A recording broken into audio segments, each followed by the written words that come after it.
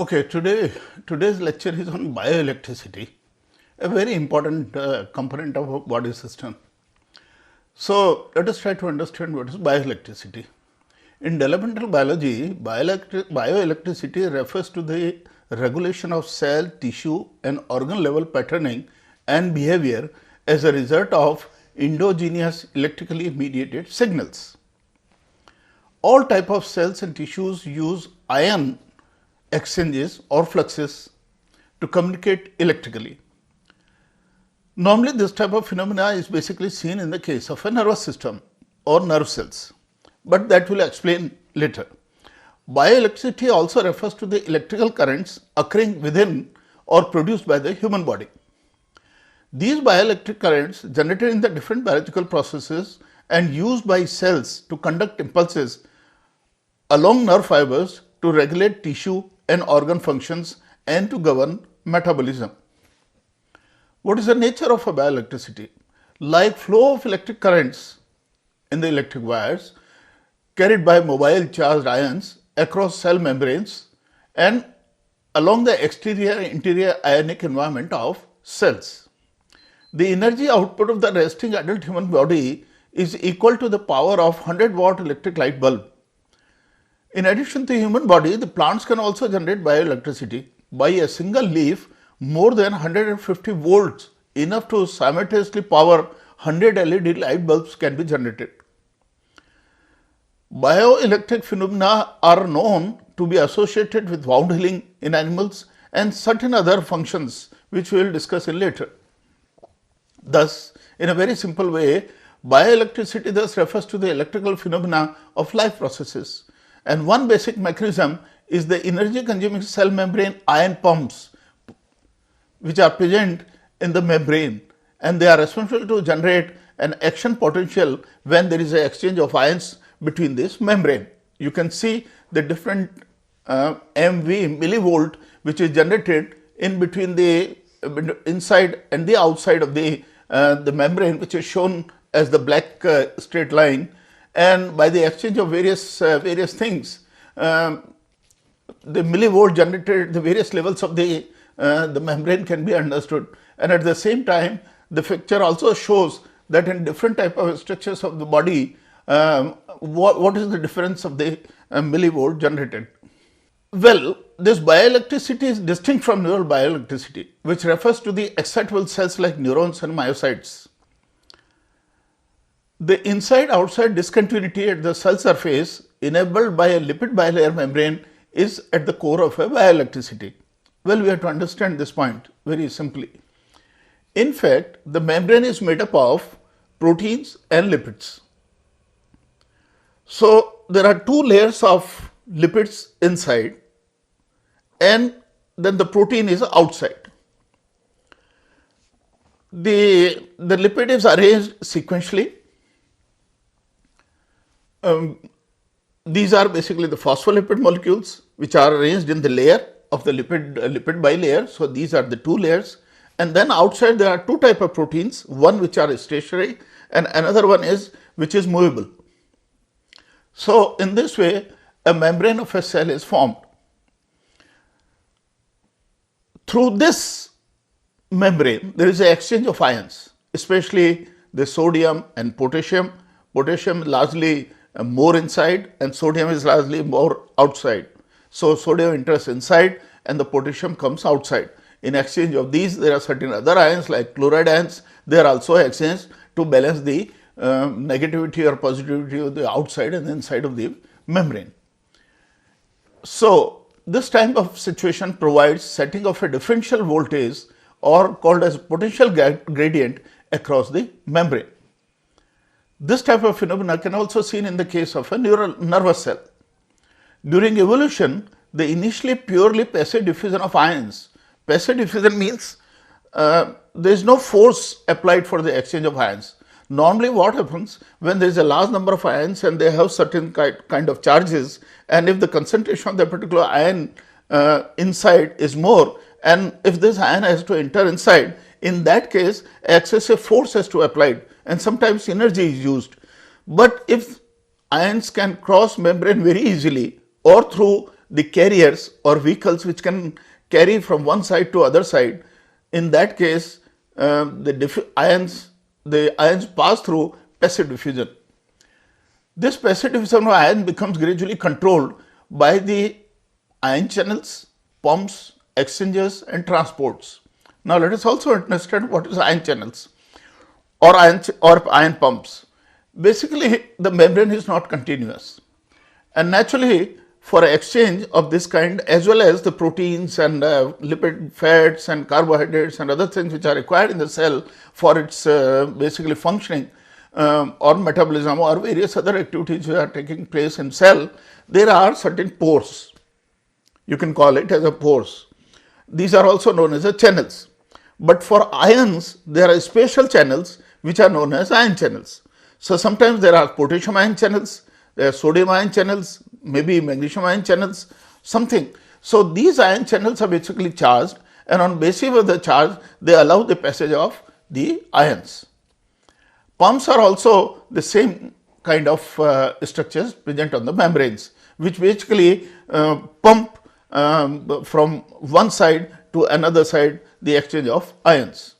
Exchangers are substances or transporters are actually vehicles which can bind to the ion, then take it to the channel or the pump, and then ultimately liberate it towards the other side of the membrane. This can be seen in this diagram very easily. Sodium is towards the outside, and when the sodium is more outside, in that case the membrane outside is negative charged, and if the potassium inside is more, in that case the membrane is charged positive. Okay, and then in this diagram a chlorine ion is also shown here. These just diagrams which are to explain that what kind of phenomena takes place in the different areas of a cell and producing the millivolt electrical charges. Who discovered this phenomena? Well, actually, Luigi Alessio Galvani was the Italian physicist who first time physicist, biologist and philosopher who discovered animal electricity. He recognized as the pioneer of bioelectromagnetics. What he did? He actually did an experiment with a frog. The complete experiment is shown in this panel. He initially studied the physiology of birds and later switched to examining their auditory organs. A few years later, Galvani discovered his interest in medical electricity and began researching the effects of electricity on the human body. During laboratory experiments, Galvani and his assistant, when skinning a frog in the laboratory, found that when the assistant touched a nerve in the body of a frog with a metal scalpel, in that case the charge might have been picked by the scalpel and the leg of a dead frog actually kicks.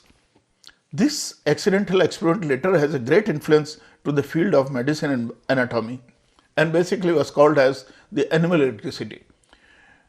Galvani named this phenomena the force that activates muscle movements is known as animal electricity. Today, Galvani is credited with the discovery of bioelectricity. Galvani unknowingly created an electric circuit consisting of two different metals, an electrolyte, salt water in the frog's leg, and a current indicator, which is basically a muscle. But Galvani did not recognize these connections, but he laid the foundation for the development of a later developed electrochemical cell.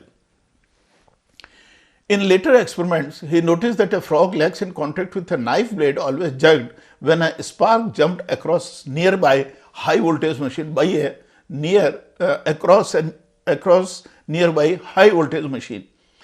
So by observing this, he was convinced, probably due to the famous lightning conductor experiment done by Benjamin Franklin.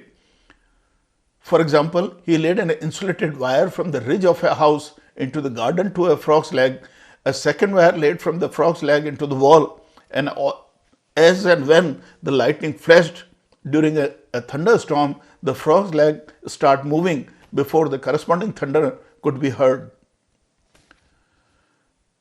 Alessandro Volta, another professor of experimental physics in the University of Pavia, was among the first scientists who repeated and checked the Galvani's experiment. Volta investigated the phenomena of formation of early battery. However, he started to doubt that the conduction was caused by specific electricity intrinsic to the animal's leg or other body parts. Basically, Volta believed that the contractions depended on the metal cable Galvani used to connect the nerves and muscles in this experiment. But Galvani believed that the animal electricity came from the muscles in its pelvis. Volta, in opposition, reasoned that the animal electricity was rather a metallic electricity caused by the interaction between the two metals involved in the experiment. What are the characteristics of bioelectrical signals?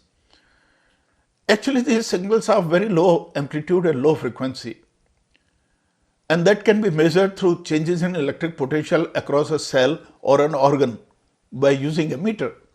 These signals are caused by the flow of a sodium, potassium and chloride ions and some other ions across the cell membrane.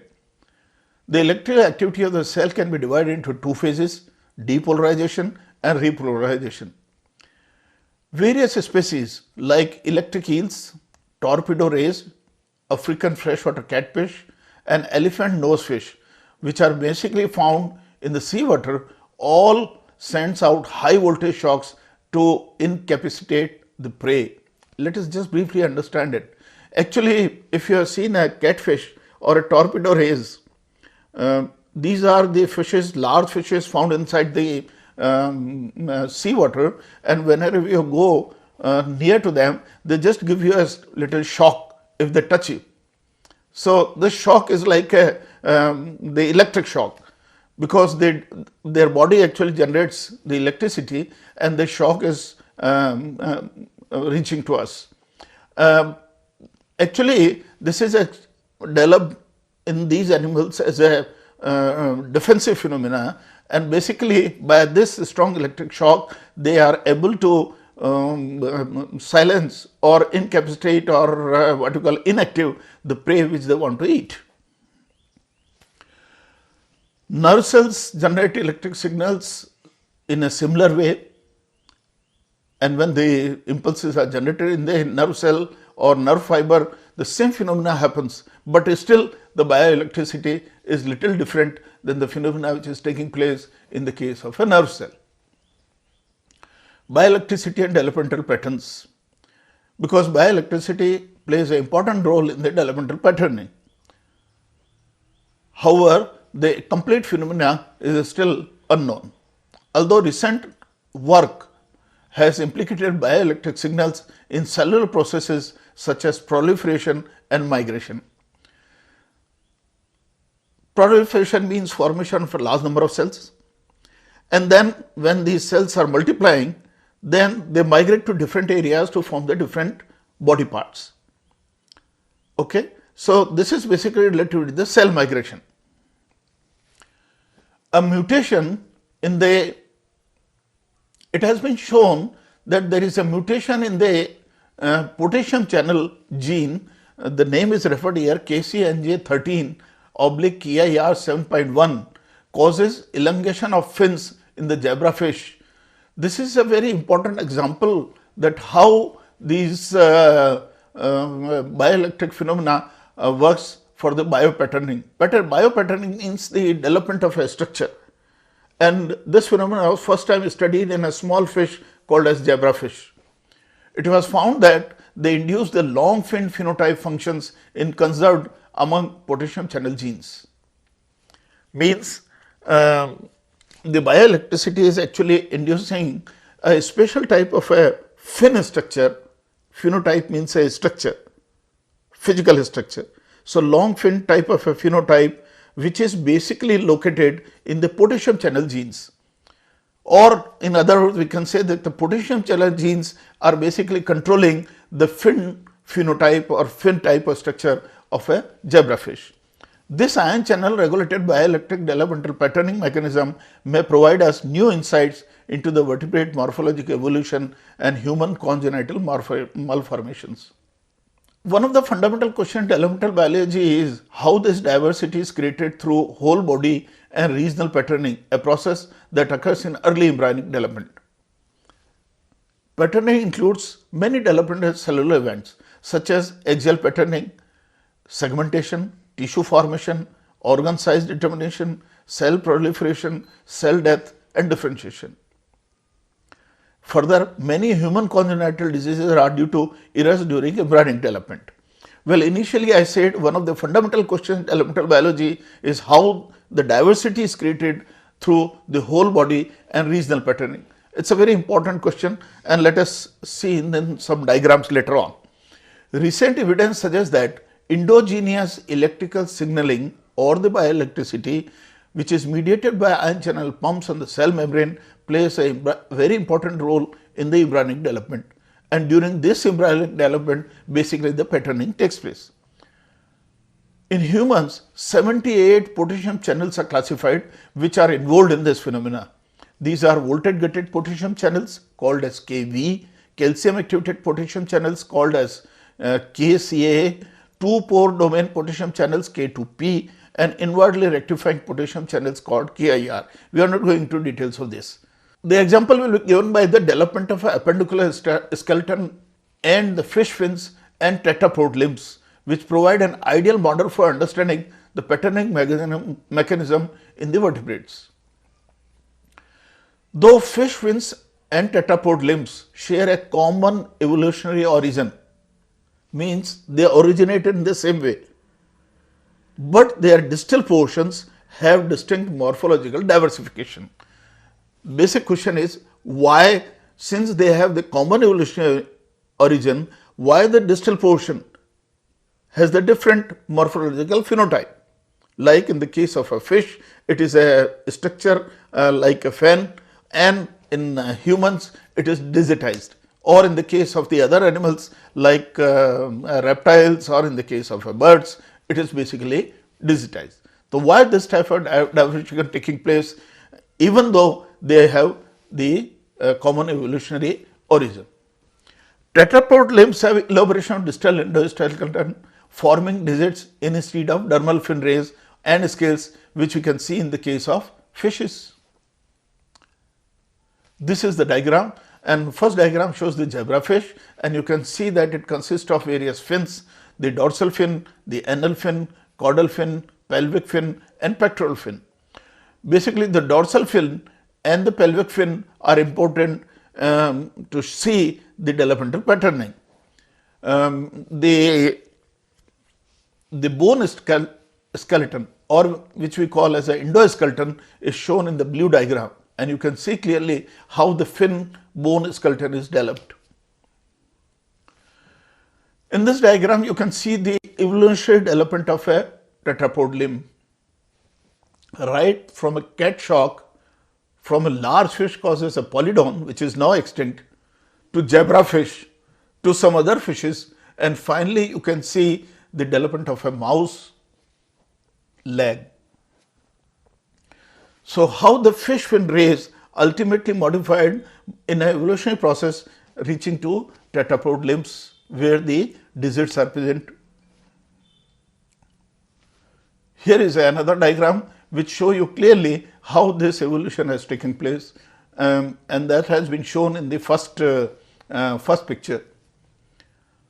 Ectopetragon and Sarcopetragon are basically the fishes which are now no more available, and they are disappeared during the evolutionary period. And now the tetrapod limb, which you can see here, and consists of various parts like a humerus, radius ulna, these are the bones, and then finally the wrist consists of a large number of small digits, small bones, and then finally the digits, and parts of digits are known as the metacarpals.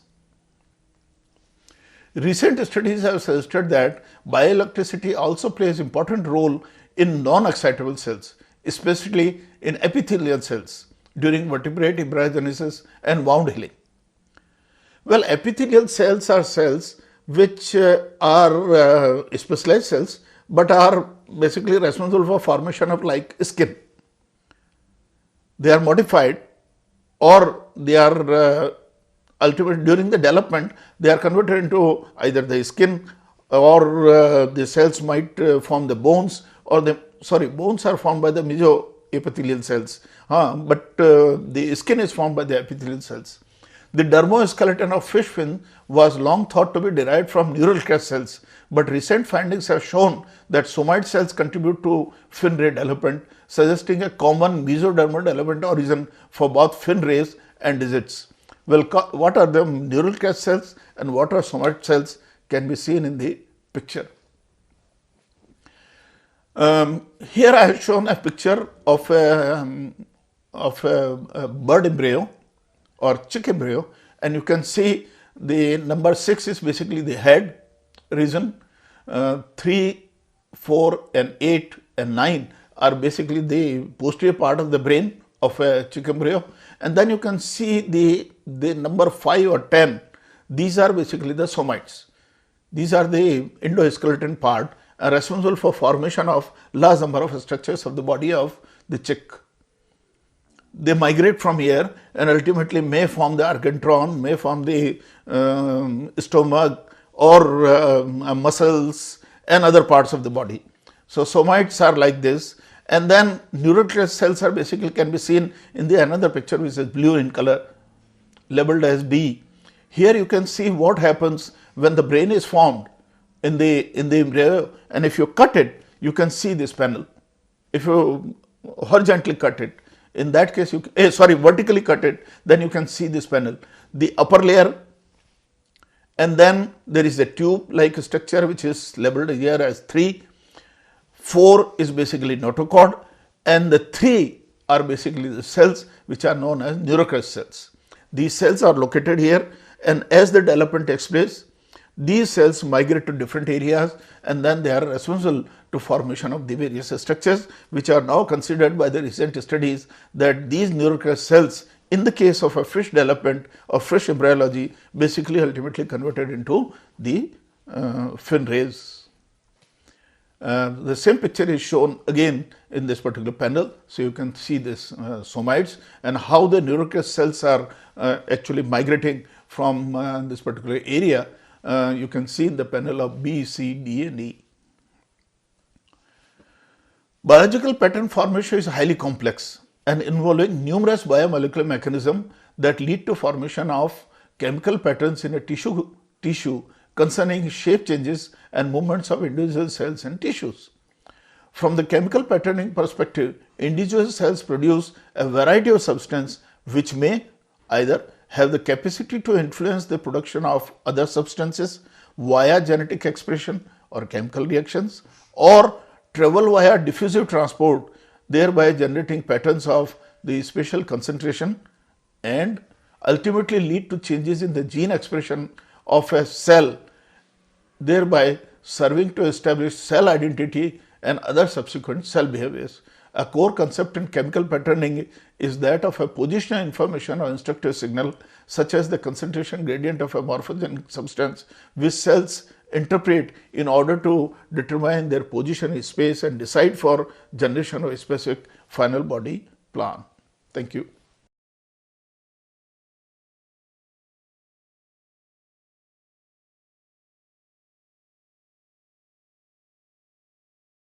Now, since time permits, we will talk about the epigenetics.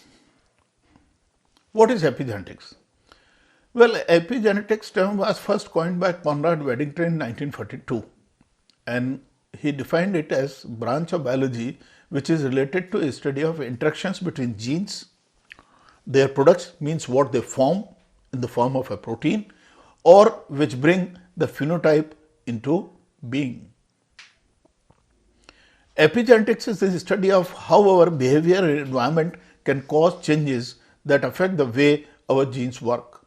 In other way, we can say that basically genes are influenced by the behavioral activities and the changes in the environment around us. Unlike genetic changes, epigenetic changes do not change DNA sequence. A very important point here. In case of epigenetic changes, though the gene is affected, but there is no structure change in the DNA. The structure change is always related to DNA sequence of a nucleotide sequence.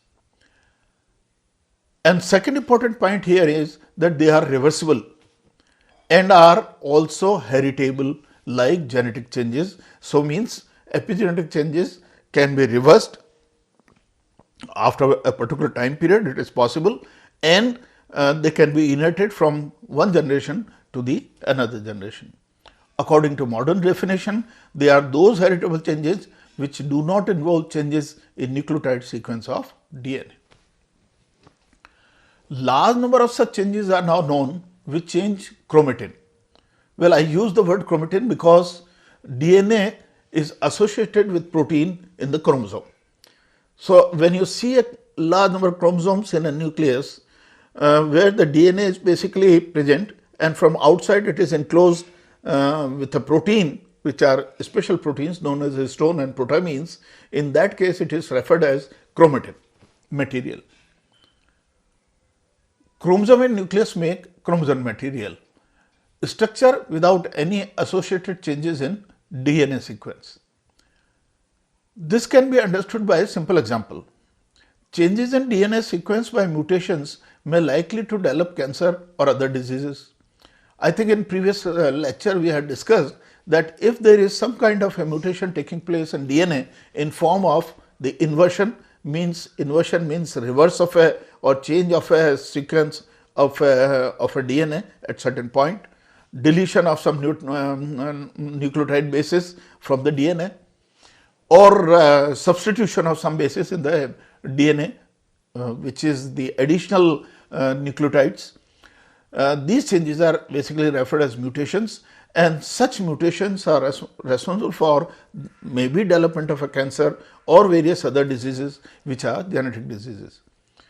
Mutation may occur at only one base pair or may occur at couple of bases, as I already told, or there may be substitution or removal or loss of base pair. These mutations can occur due to effects of drugs which you are taking, exposure to radiations, by exposure to various chemicals, and also the changes in the environment. Epigenetic changes just do not cause cancer, but they increase the risk of cancer. Initially, epigenetic changes were studied only for individual traits or genes. For example, like color of an eye, shape of a nose, color of a skin. These kind of phenotypes or traits were basically studied in relation to the epigenetic changes, that how epigenetic changes are basically controlling these phenotypes. Later, efforts were also made to study these changes at the whole genome, the total chromosomal structure which is present inside a nucleus, which is called the genome. This area of research was named later as epigenomics. Important example of epigenomics is Human Genome Project, which is started in 2000. Human Genome Project is a very important phenomenon in which the entire human genome was studied. The scientists have discovered the large number of genes present on the human genome, and similar to this, the scientists have also discovered or studied the complete genome of rat, complete genome of a bird, and still these activities are going on to read the genomic structure of the various species. Heritable epigenetic variation are transmitted through mitosis or from one generation to another through meiosis. Well, initially methylation of DNA was considered as the only mode of epigenetic changes. What is methylation? Methylation means the addition of a CH3 group on the pentose sugar in a DNA ladder where the H is replaced and CH3 is inserted. When CH3 group is inserted, the DNA is called as methylated DNA. And this methylated DNA has various effects on the DNA, because since it changed the actual configuration of a DNA structure, that's why either DNA is silenced or it becomes the non-active. If this change takes place at a gene, then in that case that gene particularly become the silence or become inactive. So it's not producing the protein. Later, a variety of changes other than DNA methylation were also shown responsible for them. For example, modification of histone proteins As I said, histone proteins are present outside the DNA. These are basically proteins responsible for protection of DNA. The histone and association of non-histone proteins were also implicated in epigenetic effects. In some cases, epigenetic changes may occur de novo or suo moto. The reason for this is basically certain stimuli during the developmental stage, or there may be a difference in the nutritional, or there may be a nutritional change. One of the such example was seen in the case of a plant Linearia vulgaris. This type of variation involves changes from bilateral to lateral symmetry, which shows natural mutation in floral symmetry. And it was later discovered that it was purely due to DNA methylation at locus known as LCYC in this plant. There was another very classical example of epigenetic variation in case of mammals. Several examples of such variation are found in mammals as well. One such example is epigenetic variation in sheep named solid gold, which explains that how epigenetic changes can influence the inheritance of a specific trait which is primarily controlled by a protein coding gene. Solid gold was a ram sheep. Ram means male, and it was born in Oklahoma in 1983 and had a prodigiously large rear end, which can be called as a large or big bottom or beautiful buttocks. This was actually a muscle hypertrophy in this sheep. This trait was later described as calipig phenotype, as the locus of this trait was later named as calipig or CLPG, meaning beautiful buttocks. Due to heavy meaty buttocks, this mutant ram was considered to be money-making entity and was very promptly selected for further multiplication. Interestingly, solid gold ram transmitted this muscle hypertrophy to about 15% of its offsprings. Inheritance study of this trait, calipig, was explained on the basis of these two phenomena. One, epigenetic changes involving genome imprinting. Genome imprinting is a process of silencing gene through DNA methylation. Once methylated gene stops functioning, is known as genome imprinting. And second possibility is ncRNA, also called as non-coding RNA, which binds to a particular gene sequence and also silence a gene. When reciprocal crosses were made between calipig and wild type, means the normal type of sheep, the calitype phenotype was observed in only heterozygous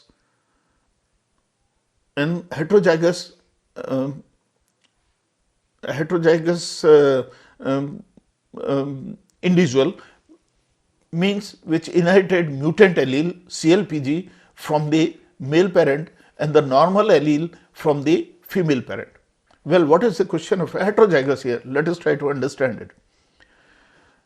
Actually, I told you that in every animal there are certain specific chromosomes. In female, XX and in male, XY, in addition to the other chromosomes which are known as autosomes. These XY and XX basically determine the what you call the sex. The Y chromosome always determines the male sex, while the X chromosome always determines the female sex. So XX condition always related with the female and XY condition is always related with the male. And I also told you that normally the genes present on these chromosomes or also on the autosomes are always present in the form of alleles. Well, now when what happens then, that at the time of fertilization, the ova ultimately undergo the division after the fertilization, and then it finally produce the two cells, and each cell actually undergo the development to form the individual. So if it see the chromosomal configuration in one of these, you can see that the genes are always, one gene comes from the mother and one gene comes from the father. So, father, the gene comes through the Y chromosome, and in the case of a female, the gene comes from the mother. Okay. So, this is the phenomena which is shown here. But sheep which was homozygous for mutant allele, homozygous means same what you call chromosomal condition, XX or some other conditions. So, received normal CLPG gene from both the parent and therefore did not express the phenotype. What is biochemical basis of epigenetics? Epigenetics include chromatin, DNA modifications and non-coding RNAs. Chromatin is highly organized and dynamic protein DNA complex which is made up of DNA, histone and non-histone proteins, as we already told you. Epigenetic mechanism alter the accessibility of DNA by modification or rearrangement of a nucleosome. This results into gene expression patterns during development, homeostasis and disease. Well, let us try to understand here again what is the nucleosome and why this particular word is used here, that epigenetic mechanisms alter the accessibility of DNA by modification or rearrangement of a nucleosome. First, what is accessibility of DNA by modification? Means basically the methylation, and since methylation is there, the DNA cannot be used for further phenomenon. But why rearrangement of a nucleosome? You can see in this structure. What is nucleosome? Nucleosome is actually the combination of histone proteins and the DNA. So, see how these histone proteins are associated with the DNA. They actually form a ball-like structures. They are actually the 8 histone proteins associated with each other, and they are present like a ball, and then the DNA is wrapping around it, as you can see in this diagram. Okay. So, maybe the modification in the DNA due to a methylation may change the structural configuration of these nucleosomes which are located on the long strand of a DNA. Let us briefly talk about the DNA methylation in epigenetics. DNA methylation occurs at 5 positions and again at the cytosine base. As I already told you that if we elongate a DNA strand, in that case the one end of a DNA will label as a 3' and the last end of a DNA will be labeled as 5'. And in between there are large number of nucleotide bases, and I said the DNA is made up of 4 nucleotide bases: adenine, guanine, cytosine and thymine. They are arranged in a different fashion in different DNA strands.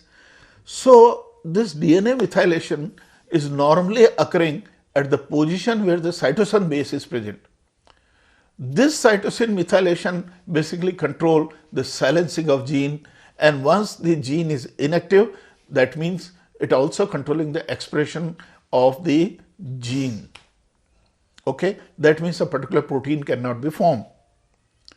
And at the same time, since it is controlling the expression, it is also controlling the other areas which are present on the DNA sequence or near the gene, known as transposable elements or the jumping elements which move from one place to another. Epigenetic changes of this type have the potential to directly contribute to permanent genetic mutations. Hypermethylation of tumor suppression gene or hypomethylation of oncogene are now considered as main factor for development of a cancer. There are 2 genes related with the cancer. One is known as a tumor suppressor gene. As the name indicates, tumor suppressor gene, when the gene is active, it produces certain factors which are basically suppress the development of a tumor. And similarly, there is a gene known as an oncogene which is also connected with the cancer. So, if the methylation takes place in these 2 genes, if a hypermethylation in the tumor suppressor gene means high methylation and hypermethylation, low methylation in case of an oncogene are basically now considered as the factors which are responsible for the eruption of a cancer. Another example comes from a rheumatoid arthritis. A study in about more than 300 rheumatoid arthritic patients identified several methylated regions within the gene which have link with the epigenetic mechanism of development of the rheumatoid arthritis. Another possibility is histone modification, as we earlier discussed. Post-transcriptional modification of histone protein at N-terminal has been linked to epigenetic mechanism. Involvement of histone modification has been linked with musculoskeletal inflammation or differentiation as seen in the case of rheumatoid arthritis. Well, let us try to understand what is post-transcription modification. If you go back to a diagram where I have shown the formation of a protein from the DNA, in this panel you can see there is a DNA, double-stranded DNA, then ultimately RNA is formed over the double-stranded DNA. This RNA undergo modification and the structure which is formed or strand form is known as a messenger RNA.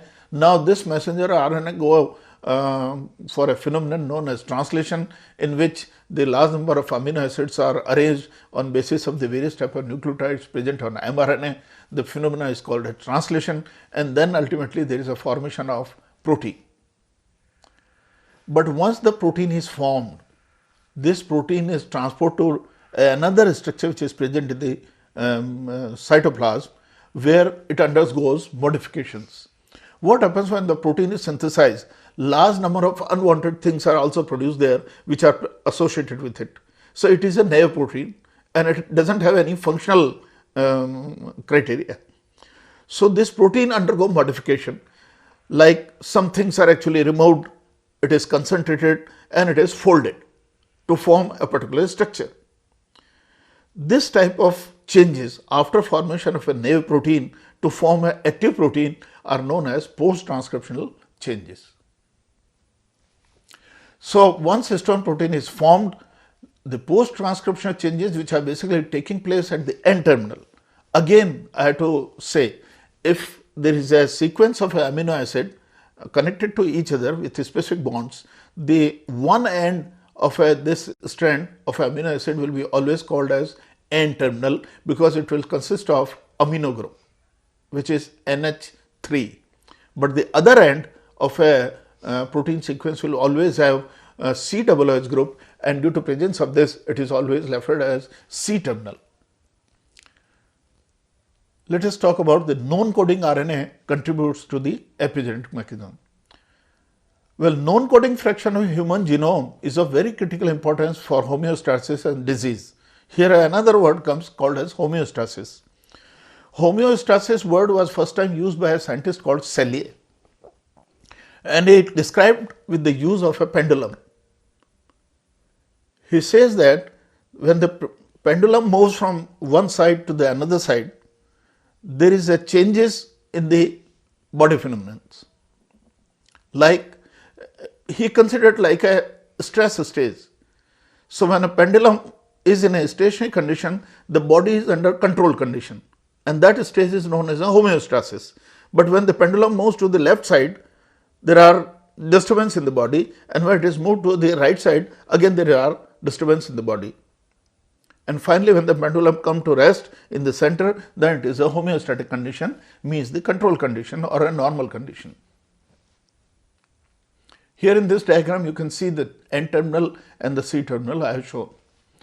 These non-coding RNAs divided into several classes, of which one is called as miRNA. And this miRNA is most studied among all the RNAs. These miRNA, basically what they do is they bind with the DNA which may undergo the translation. And once this miRNA bind to this mRNA which may undergo translation, so in that case either it directs it to undergo the degradation, or it may control the translation, or it may silence the translation or stop the translation. So in this way, non-coding RNAs basically help in the epigenetic mechanisms. The reversibility of epigenetic mechanism. As I earlier said in the beginning of the lecture, that the epigenetic changes are always reversible. Epigenetic modifications DNA and in a stone protein are reversible. DNA methylation have long been known to undergo significant changes during fertilization, embryogenesis, highlighting existence of a system that can revert and erase DNA methylation. The recent research has also shown possibility of demethylation as well, but once it is established in a differentiated cell, in that case the epigenetic modification is stable. Just briefly understand how epigenetic mechanism further our understanding of human diseases. For most autoimmune diseases, a genetic evidence by studying in monozygotic and digogenetic twins show that additional mechanisms exist along with environmental factors and lifestyles like persons are smoking, stress, infection, xenobiotic exposure, etc., as well as the environmental changes are basically associated with the development of human diseases. Various such factors are reported for rheumatoid arthritis and another disease known as ankylosing spondylitis. Epigenetics also link environmental risk factors with genetic variation. For example, RA is a chronic inflammatory disease, has highest prevalence in the case of a Western world. It is also a chronic progression disease, but disease occurrence and progression in identical twins is 10% only. This basically indicates that environmental factors and epigenetic factors are involved both in induction and production of this particular disease. Through epigenetics, classical genetics is now seen in different way, and combined they will help to understand the role and interplay of DNA, RNA, protein and the environmental factors in inheritance and etiology of particular diseases. It also helps to understand complexities of genetics is equal to regulation of cellular differentiation, embryology, aging and development of various diseases, and to systematically explore the possibility of novel therapeutic avenues which ultimately lead to the development of personalized medicines. Thank you.